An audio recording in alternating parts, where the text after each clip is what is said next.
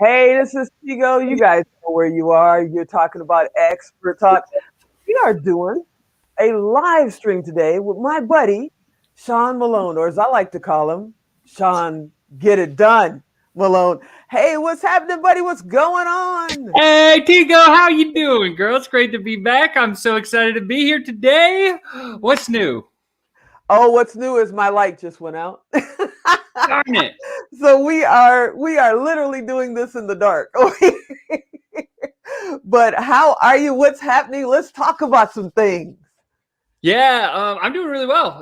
Got back from, obviously, we like to travel, and that's the nice thing about running online business. You can work from anywhere. So we were in Colorado the last time we talked, and now I'm back here in Las Vegas, right across the street or down the way from you. So that's exciting to be here today.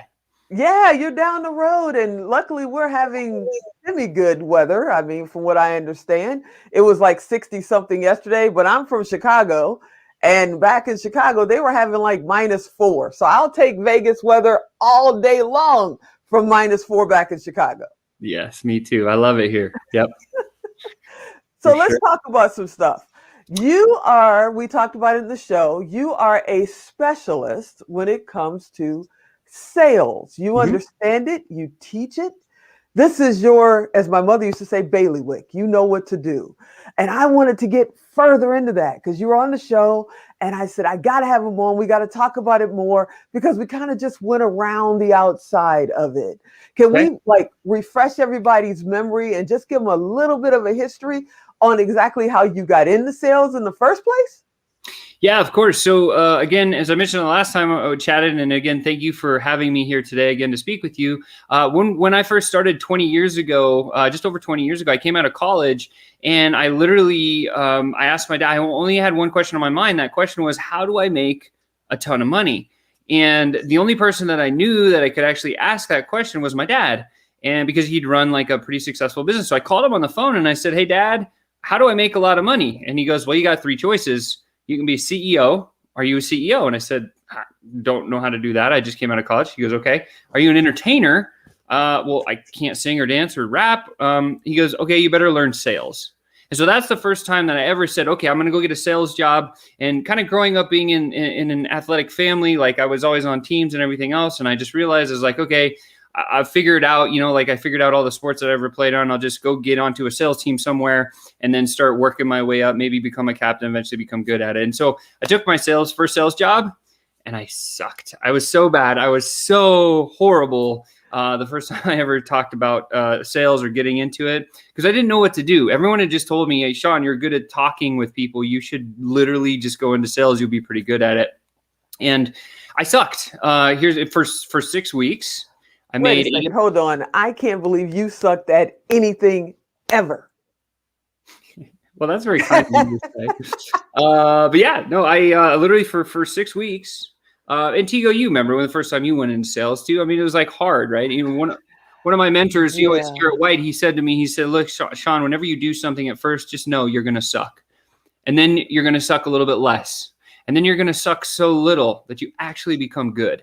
And I was like, okay, so that's the process. I get it. Like suck first, become better, and then eventually get good over time. And that's what happened. So for the first 6 weeks, I made 80 calls a day, 2,400 attempts, and I booked 0 appointments, 0. I was frustrated. I mean, that's awful, right? Like that's that feeling where you're just Wait like a minute. 0, Zero as in none. goose egg. Really. And you kept going. Now, before we even get further into this story, and I really want to get into it, you kept going. Most people stop when it comes to sales before they even start. They sit there and go, I can't do it. I'm not a salesperson. I'm not going to do it. When I taught sales back in the day, I told people the hardest door to get through is your car door or your front door because you talk yourself out of it before you even possibly see, a potential customer. But you did this for how long and kept going? Yeah, for 6 weeks. I gave myself an 8-week window. And so for 6 weeks, I'd struck out. And I knew that if I'd hit that 8-week timer, I was going to just throw the white towel in and say, I'm done. I'm going to go do something else. But it wasn't until I kind of had the fire lit underneath me where my boss says to me, he comes on like a Friday afternoon and I just had 0, just a really rough 6 weeks, month and a half, right? And I got to this place where I was like, man, I've never failed at anything. I got to figure this out. There's got to be something to it. And my boss says, his name was Tim. He said, Sean, figure this out or you're going to get fired. Like, I can't have you on my staff and not making sales. So I was like, okay, great. So I went home, nervous, panicking, freaked out. I called my dad again and he says, I go, what do I do? And he says, go to the library and read a book. I was like, brilliant idea. So I went to the library and I found a Tom Hopkins book and I literally went through it. I got to about chapter 7 and I remember there's this little paragraph in there. I was like, ooh, that's different. I never heard this before. And I rented the book and I took it back to my house and I literally started saying it over and over and over in the mirror to myself like thousands of times because then I knew on Monday I was going to try this. And so Monday comes along and I get in my office. I remember my cube was dark and the lighting, whatever. And I just sitting there and I pick up my phone. I'm like, I'm going to be nervous. I had a little script there. I'm like, I memorized it. I've known it. And I made the call and I get to that place where I'm supposed to say this line in the call. And my hair stands up on my neck and I'm like, oh my God, this is going to be so nervous. Like, what do I do? And I totally butchered the line. Like I messed it up even so hard. And next thing you know, the guy at the other end, he was grateful. He goes, oh yeah, come on over Tuesday, 9 a.m. And I was on the phone. I was like, oh, he said yes. Like I booked an appointment. Like this is so exciting. And I had to keep my cool face on. And I'm like, that sounds great. I'll see you Tuesday at 9. I hung up and I was like, yeah. And I started jumping around my office and my boss comes by and he's like, did you just close the deal? And I was like, no, but I just booked an appointment. Wait. You were excited about booking the appointment. Now the question is, on that first appointment, did you close that deal? No, absolutely not. But what I learned was I made progress, right? Like, and I always learned you just got to move the needle 1% a day. Like, how do you do that? And so this was where I kind of got into this whole thing about conviction. And I was really convicted about what I was selling. I loved the idea of helping businesses do what they were doing. We were selling commodities. So we're selling like sheet metal, electronics, cables, wires, like stuff that everyone needs. And you never think about it. Nobody cares about it, right? So I just thought it was a really valuable part of the infrastructure. So I was convicted about the fact that I knew I could help people. And so that was the first thing. So when I got into sales, one of the things I learned was like, if you don't have conviction, stop what you're doing right now and go get convicted. Right. And so how do you do that? Well, basically what I was told when I was instructed, my dad said to me, he said, Sean, do you like what you're doing? And I said, yes. And he's like, okay. And then there came a time in my career when I said no. And he said, okay, well, here's what you got to do. Get yourself a case of beer, go down to the nearest railroad and sit in your car right next to the railroad and write down all the reasons why you're not convicted about what you sell. I was like, okay, what's that going to do? It's going to make me feel depressed. And he's like, but then you need to figure out what you need to believe to overturn each one of those sentences. And I was like, oh, that's. And where does the beer fit into that? I guess I don't know. It's just my dad, right? Like, you got to know my dad. It's like. I love the beer. It's like get a case of beer. Sit down and make it. I have never, in all of my years in marketing and sales and everything I've done, I've never heard of the beer, analogy, the beer system. We should patent that.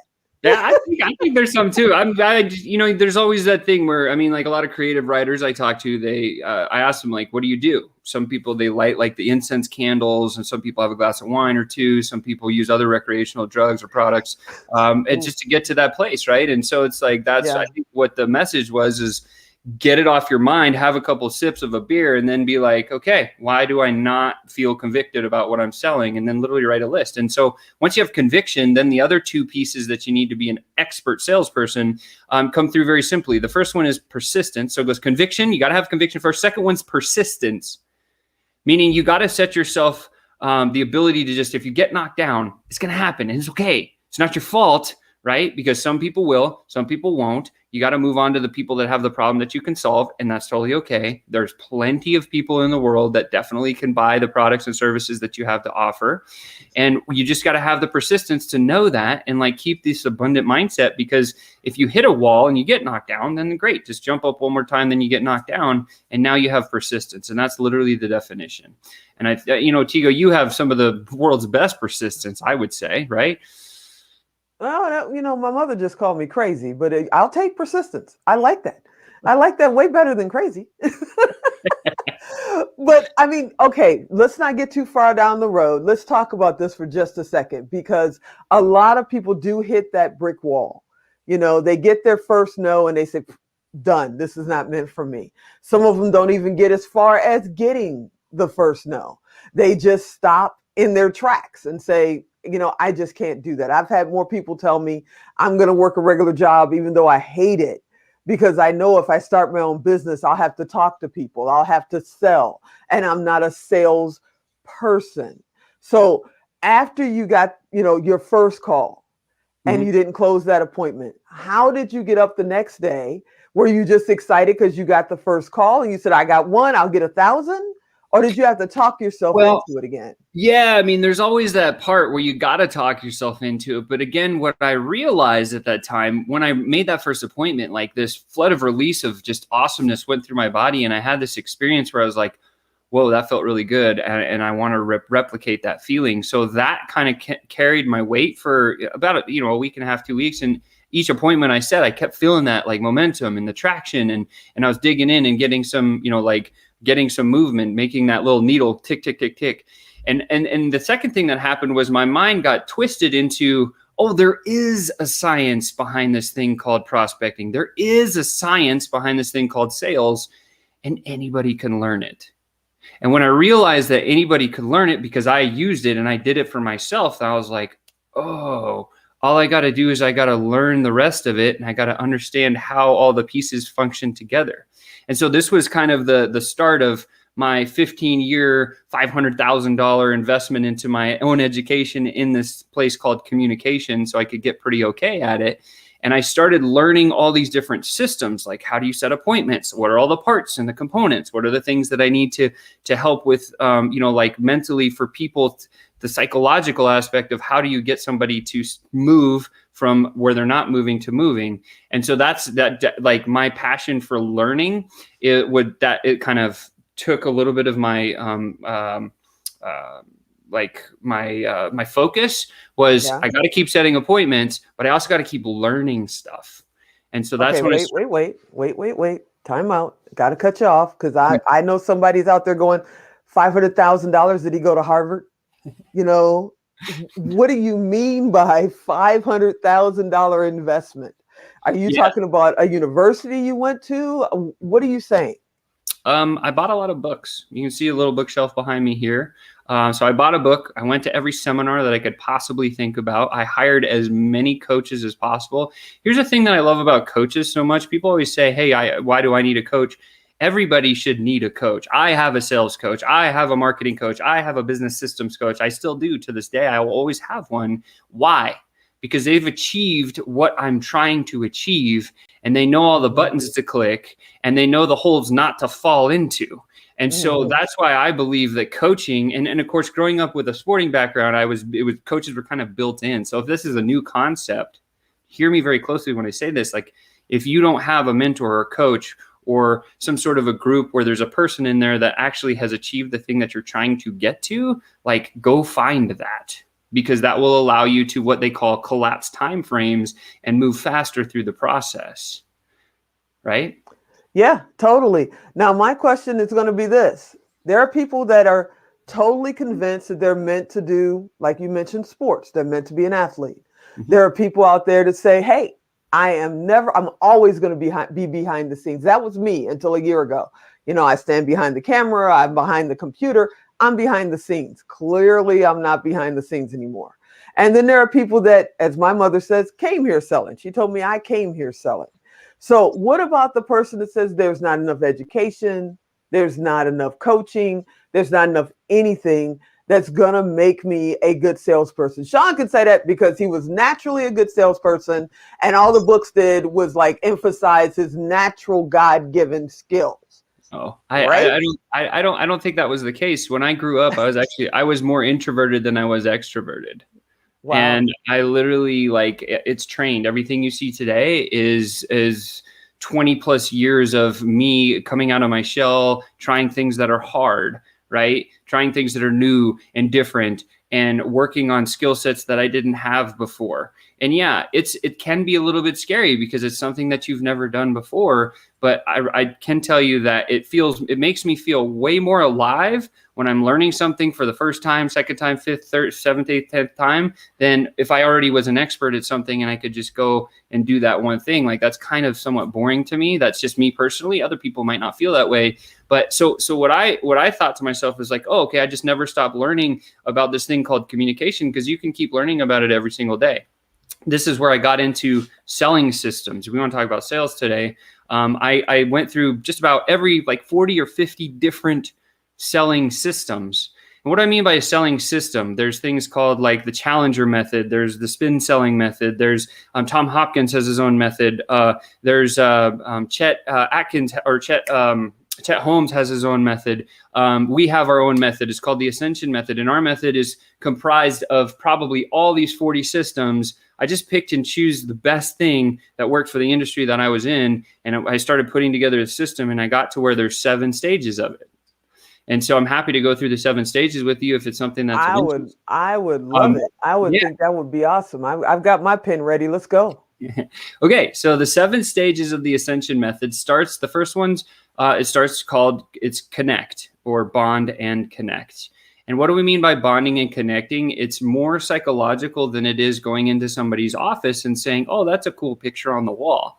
Bonding and connecting literally means mirror and match, right? So like you have to activate the primal brain in your prospect. So how you do that is monkey see, monkey do. And it's like the most simple thing that you can do. So if they lean this way, you should lean this way. If they lean in, you should kind of lean in too.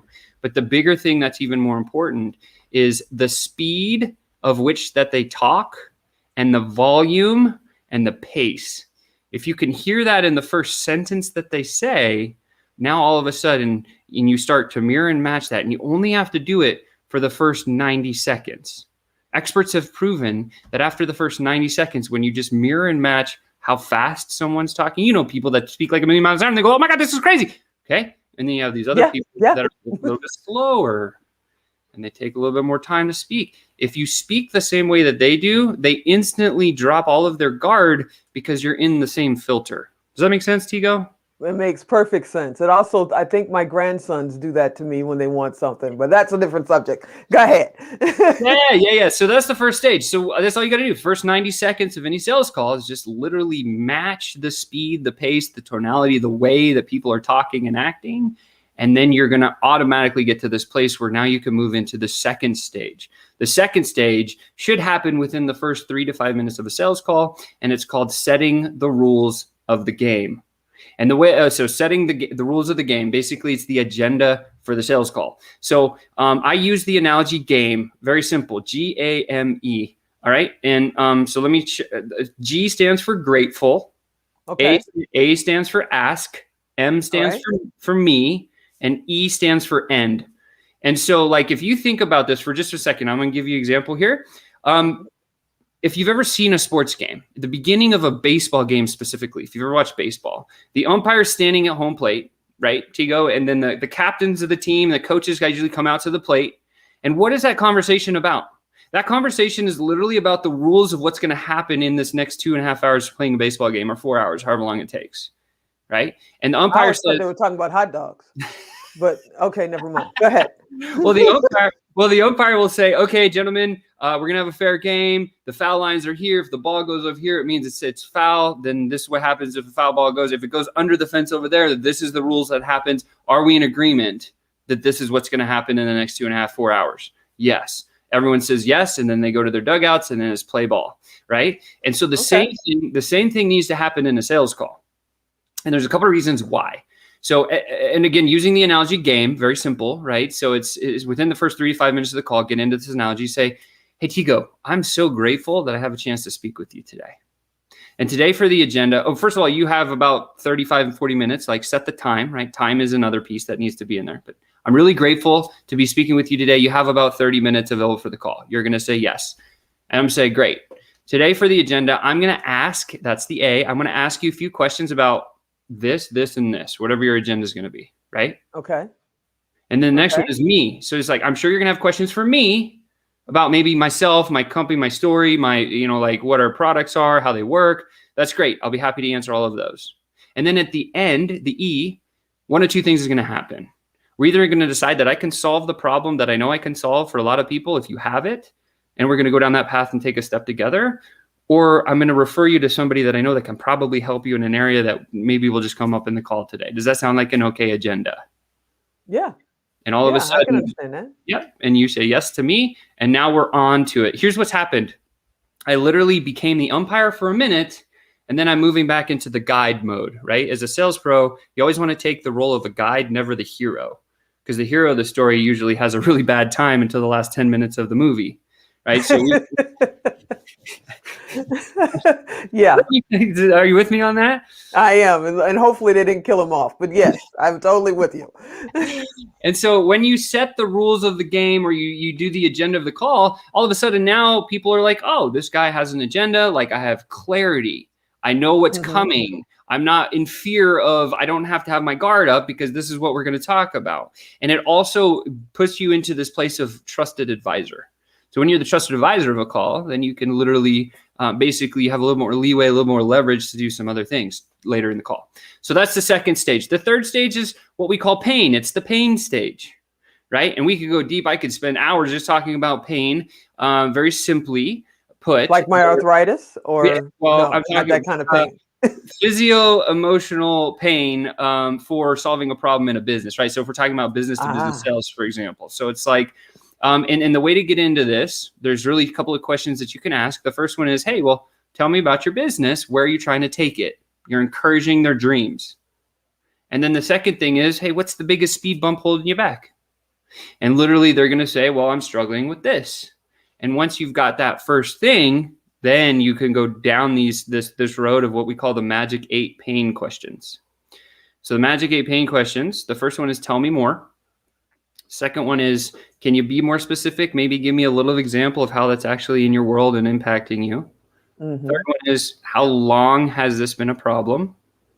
And those 3 questions take you into kind of the first stage of impact, right? There's 3 stages of impact. There's a business indication impact, which is, hey, I'm struggling with this. I'm worried about that. I'm concerned with this. So that's the pain indication. The business impact is going to be, I've been trying all these things and it's cost money out of my business, right? And then the last one is personal impacts. Like, how do you feel about that, right? And so the idea in the pain compartment is to find one of those little hiccups or one of the little speed bumps, maybe a problem that you can actually solve for somebody, and take them down these questions. So again, it's tell me more. Can you be more specific? How long has that been a problem? And now the next 2, what have you tried to do to fix that? And did that work? That's where you get into kind of the business impact part of the call. Okay. And then I hang there a long time. I ask her like, oh, did you try reading a book? Did you hire a coach? Did you do this? Did you try this? What else have you tried? And did that work? And then eventually I'll say, okay, well, how much does this cost you? When I ask that question, I'm like, okay, now I'm getting into somebody's pocketbook. And now I am shifting into, now this is going to be a personally impacting conversation, because it's like, oh man, like that seems like it was really expensive. If you've done the job right, they'll be like, well, I paid this, I tried this, I did this. It cost me time, money, energy, sweat, tears, blood, whatever. Like, oh man, next question is, how do you feel about that? Because now it's into that personal place where someone's like, well, I hate this. It feels like garbage. I'm angry about it. Like I'm frustrated. I have that bad emotion about it. And then you stop, and then we say, okay, well, I understand you have this problem. You've tried all these different things. You spent this much money. You feel like garbage about it, but you haven't given up trying to solve it, have you? That's the last question out of the 8. Huh?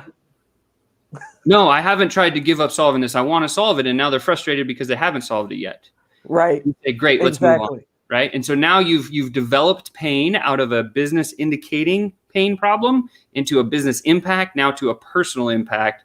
And that's where, when you get the personal impact, that's when you're going to start to see the needle just go boom. Yeah, I want to solve this.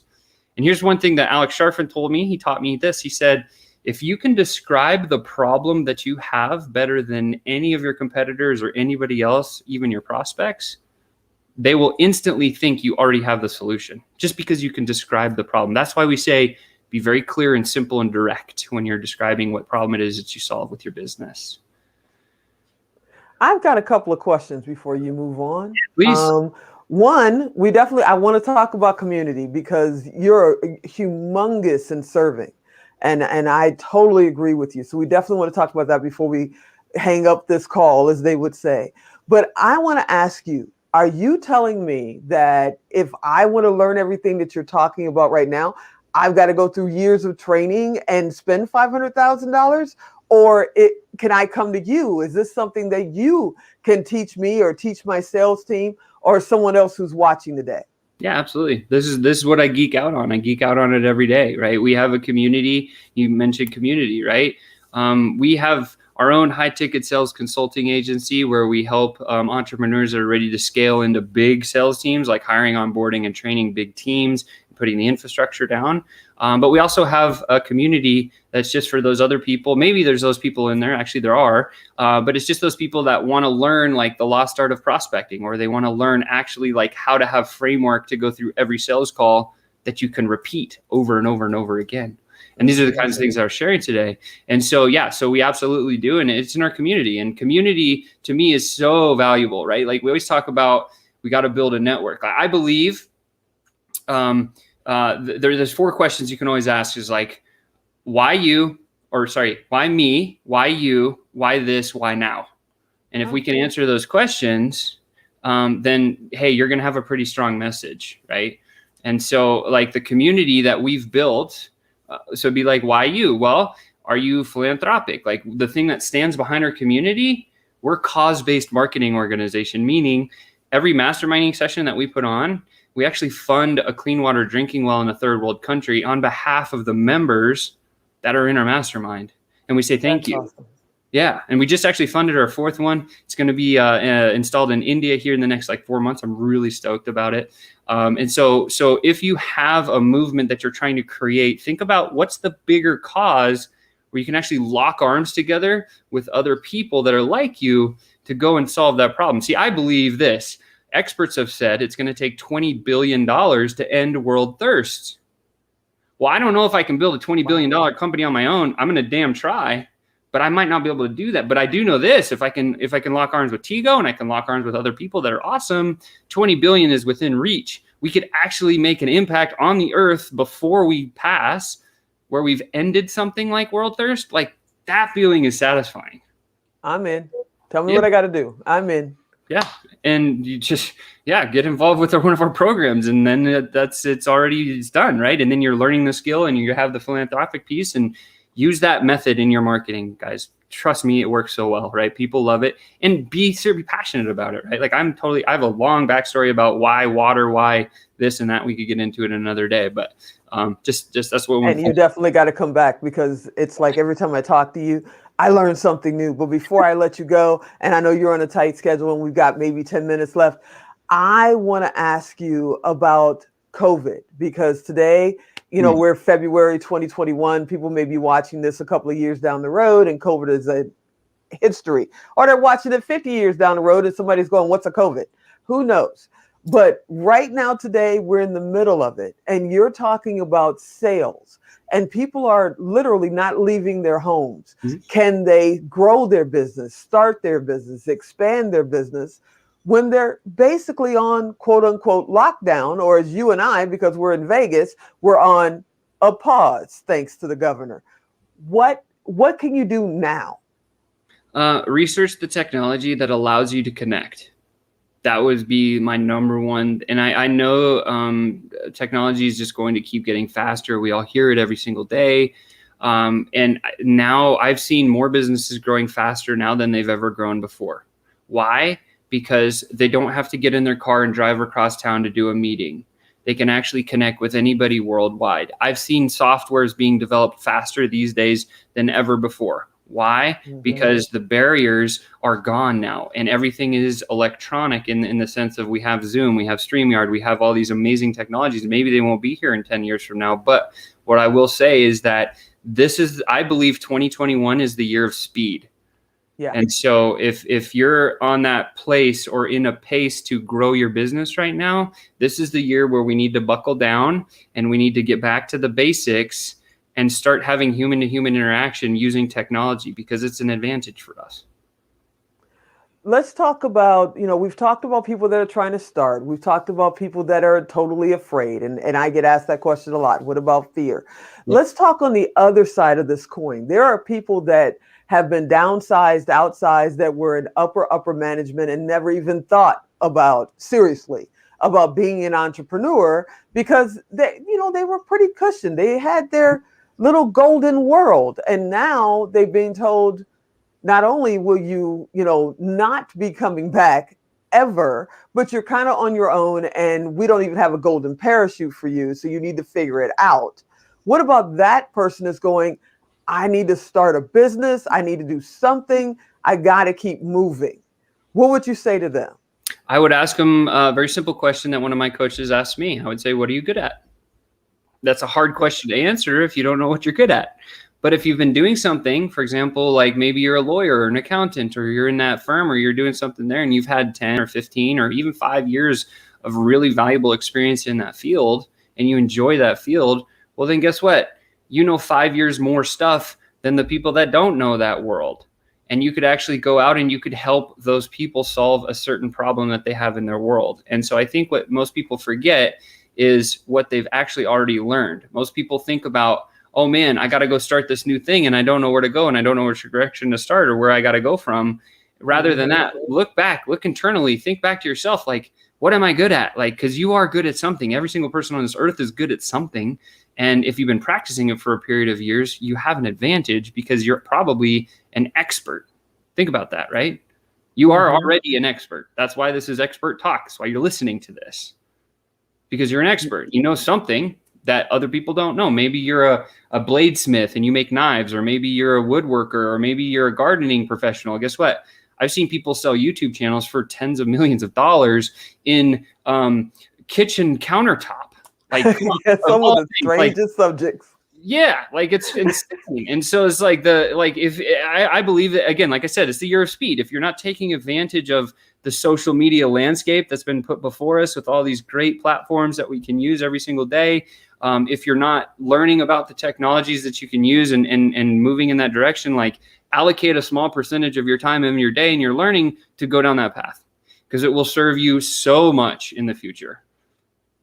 So when you're an entrepreneur, because you know this road just as well as I do, if not better than I do, wearing every hat. Today I'm operations, tomorrow I'm, CFO, blah, blah, blah. You're wearing every hat. And you know that I need to hire someone to help with marketing. I need to hire someone to help with sales. How would you go through that process of figuring out who to hire, especially if this is their first endeavor as an entrepreneur? Sure. The easy way to answer that is kind of our motto at the Sales Ascenders: always revenue, always relevant. What do I mean by that? Anything that you're ever doing, whether you're hiring somebody or you're spending time working on something, like, is it a revenue generating activity for your business? Mm-hmm. And you're the only person that's going to be able to make that decision. But when you understand that, yes, this is a revenue generating activity, that's a great thing. And when you have the revenue starting to come in, guess what? You've now freed up some capital that you can afford to hire help to take on that particular revenue generating thing. And then you can move on. Mm-hmm. And so I always believe starting with having a conversation with the people to get your messaging right. Like, that's one of the most important revenue generating activities that anyone can do. And then once you get your messaging right, now we can go work one-on-one with people in a done for you capacity. And then we back out to a done with you and kind of like a group coaching maybe idea. And then you could build course. Most people say, I'm going to build a course. I'm going to sell 1 million of them. Well, unfortunately, the stuff that's in your head is probably not what the prospects in the market is saying or wanting.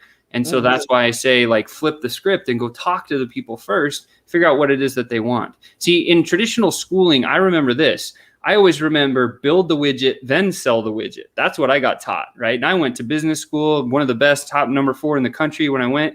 And literally that's what they said. They said, learn to build the widget and then learn to go sell the widget. Well, in the marketing world, in the real world, in the entrepreneurial space, you got to sell the widget and then fulfill or build it, right? You got to have. Oh, now you tell me. Really? Yeah. Right. You knew that. I learned that the hard way, though. I have to admit, I learned that the hard way because you don't want to get, too far ahead of yourself is what I used to tell myself. And you don't want to, make promises you can't deliver. That drives me absolutely insane to make a promise that I can't deliver on. So it's like, yeah, I know that the market wants this, but I need to build this, and that to get to this. And now you're saying the other way. Minimum effective dose. Okay. So you know that the market wants this. So you've done your research. This is perfect. Now you know that there's this, and that to get to there. So look at this, and that, and figure out which is the one of those that's going to generate the most revenue for you now, today. And then we put a little bit of infrastructure build behind that one. And then we start going and selling just that one feature. And we have a list saying, oh, all these features are coming, which is this, and that. But maybe it's just this, and that. And we're working on the one this. And you start selling just that one this, and you get it to get some traction. And then you say, oh, goodness, I have more cash flow. Now I'm going to go build that other this. Here's that other this.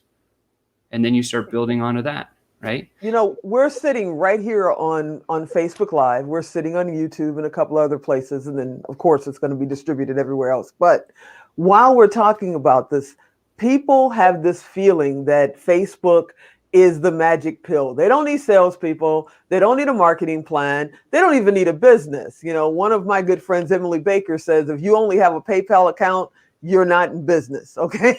They think they just go get something that they can process an order and they put ads on Facebook, then they'll be millionaires. Right?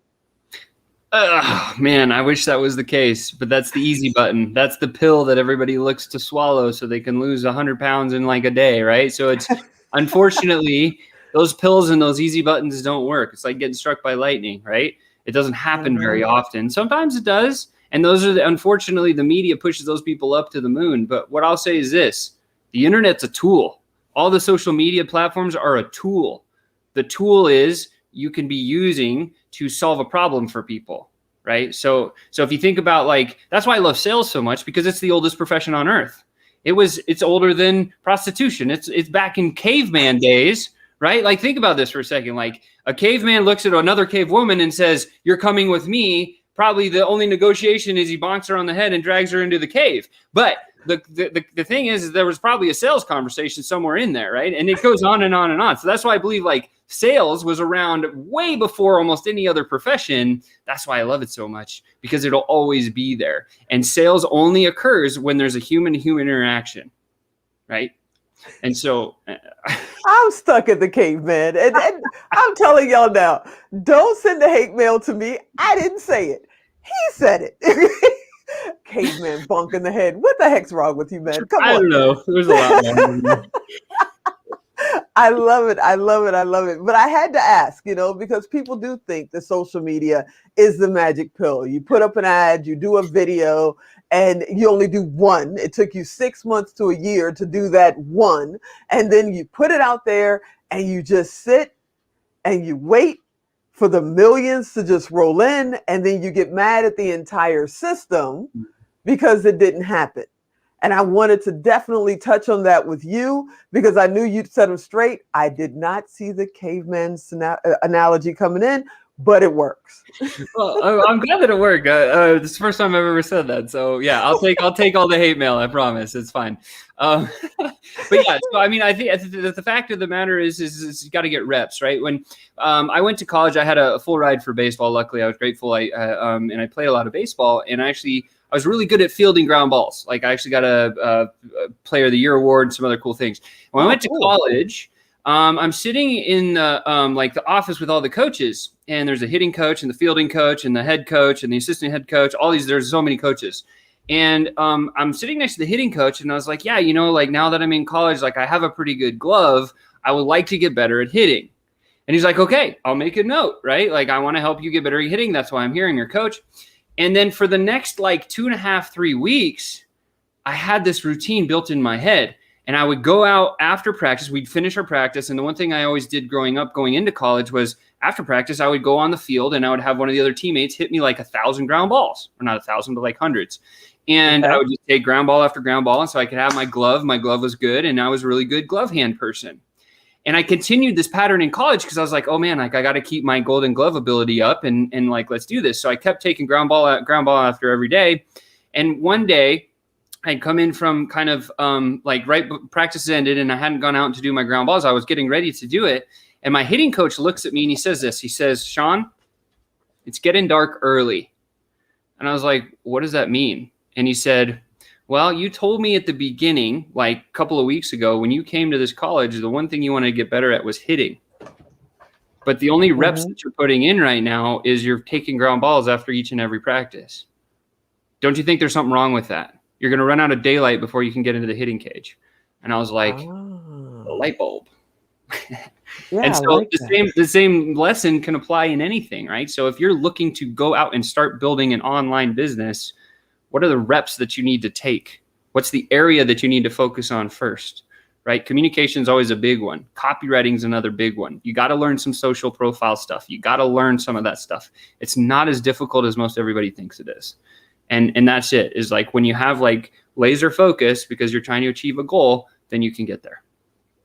Now, before I let you get out of here, I've got to ask, because people are going to say, okay, he can teach it.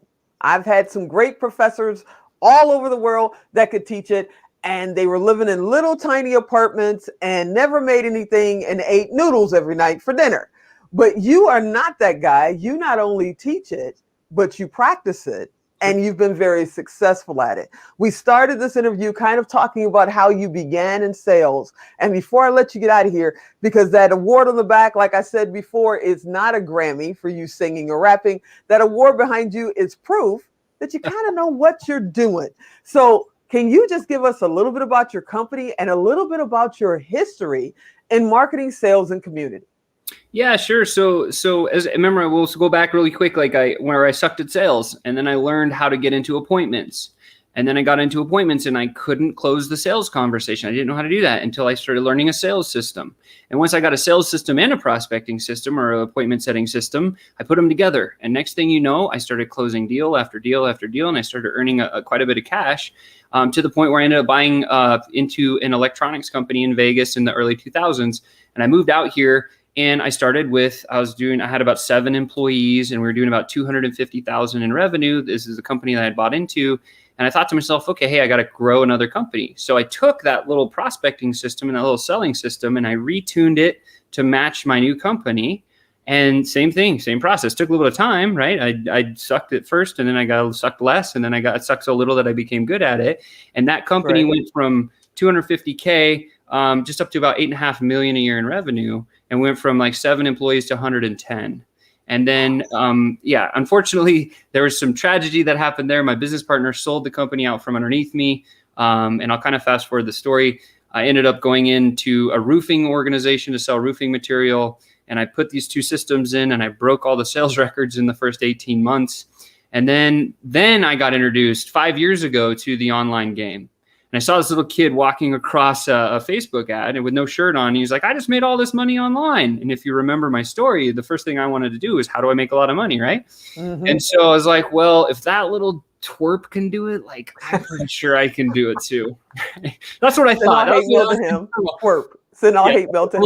Little inside my head. So I'm like, I can do it too, right? So, and so I didn't know marketing, but I did know the sales thing. And so I was like, well, if this little marketing thing can get us people, then great, we'll build it. And so it ended up, it was a network marketing company. We got started and literally exploded it. It went from 0 to, we had 2,500 people in our downline spending over $10,000 with us. And then they all came back to us saying, hey, you need a software company. I didn't know that. Again, it's that hyper focus is like, okay, we got to learn how to do a software company. So then we focused double down on that. And that's where we got that award from. We launched a software company. And we did just $1 million over just in 10 months or just over. And we did like $12 million of sales on the back end. And at that time, then my coach was saying, hey, Sean, like, you don't like the lifestyle you've created for yourself. You need to move on. And so I ended up having to sell that company. Like, the story goes way deep. I know we're short on time, but ended up getting to a place where we're like, well, what do we do? And our coach said, what are you good at? Right? The same question I just asked you a few minutes ago. And we said, sales. And then he says, his name is Alex Sharfin, and I love him to death. And he says to me, he says, Sean, guess what? All those online entrepreneurs, they kind of suck at sales. You should go talk to them. And I was like, huh, okay, cool. And we started talking. And again, it's the same thing I shared with you earlier, is like, we went and talked to the market. We talked to 40 or 50 of these people. Right. We recognized they have this problem. They wanted a sales team because they didn't want to do the selling. And so we took on some clients, and that was the birth of our consulting company. This is about 2 to 3 years ago now. And we started serving these people, hiring, onboarding, and training sales teams. But one thing we noticed was it wasn't like after we put these teams in, like the sales didn't increase the way we thought they were. And we're like, what's going on here? And we went back and continued to interview these people and learn what the problem actually was, because the problem they told us wasn't the problem it actually was. And it was, there's this invisible pressure on their shoulders of, man, Sean, like, you now have built this really cool sales team for me, but I have no system to put people on their calendar each and every day. Mm-hmm. Light bulb moment. We've done this ourselves to like 8 figures a couple of times. Why don't we do it over here? So we put our little system into one of our high ticket clients. Next thing you know, they go, they're in the gym space. They went from 30 grand to 90 grand in 2 months in recurring revenue monthly, right? So 30,000 a month and 90 in 2 months, insane. And then we're like, oh my gosh, let's do it to one of our other clients. It was a video marketing service that was focused on YouTube videos, helping other businesses. 40K a month to 140,000 a month in revenues consistent. Now she's hitting 250 plus a month. Like just, it's crushing it, right? And then we're like, okay, so it works kind of on the smaller side of the business. Let's try bigger. We went to another coaching business. They're doing real estate. They're doing about 400,000 a month in recurring revenue.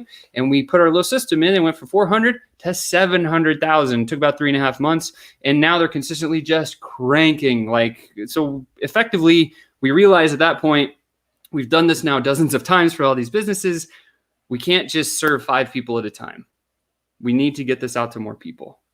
And so that's when we decided, hey, we're going to launch a mastermind model where we can actually build a tribe of business owners that can band together to end world thirst. And if they don't have a system that they like to find the right clients for the business, they can get on board with us and we'll teach them how to do it.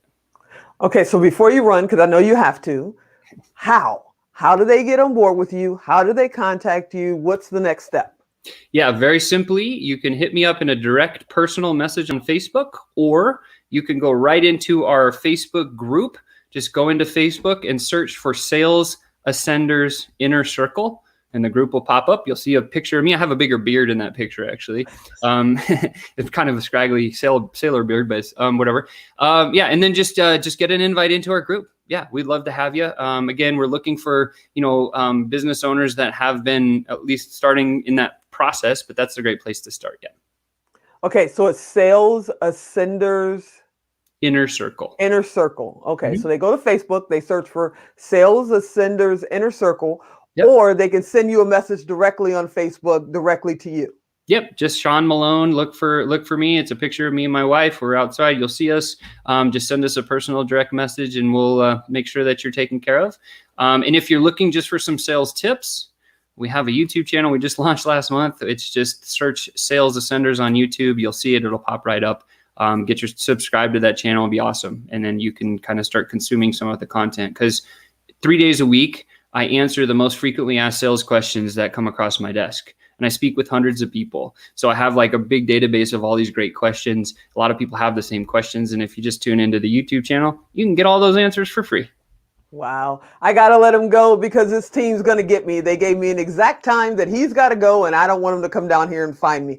But I definitely want to have you come back, Sean. Maybe next time we can do this with a live virtual audience and they can ask you all the questions that they have. Sure. But I appreciate you. You're amazing. I'll try to forget that thing about the caveman, but it works. You are the best. Thank you so much for jumping on this call with me. I'll talk to you soon. Thanks, Tigo. I appreciate you so much. Bye-bye. Bye-bye. Hey, everybody. That was Sean, as I like to call him, Sean Get It Done Malone. So if you guys want to find him, look him up on Facebook. But remember, no spamming, no funny sales stuff. This is a real guy doing real work that's helping a lot of people in this community, and a lot of people understand their business and grow their business. As always, I'm Tigo, and I'll talk to you next time.